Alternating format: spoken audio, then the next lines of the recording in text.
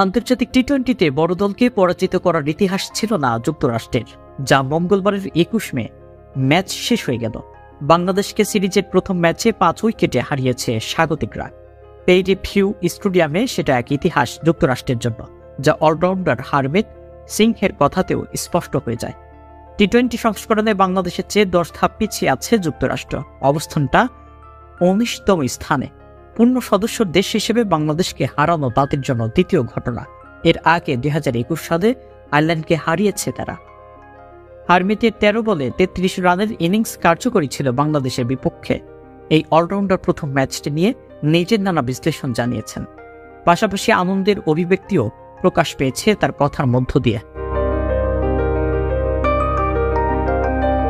হারমিত জানান, আপনি সবসময় এমন বড় দলের বিপক্ষে ম্যাচ জেতার সুযোগ পাবেন না, প্রতিদিন আসবে না।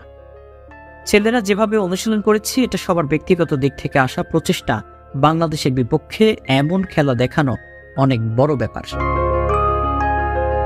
এই অলরাউন্ডার আরো বলেছেন, আমি ছেলেদের ম্যাচের আগে বলেছি বাংলাদেশ দল কাগজে কলমে ভালো, কিন্তু আমরা যদি লড়াই না করি তাহলে ভালো কোনো বার্তা দেবে না।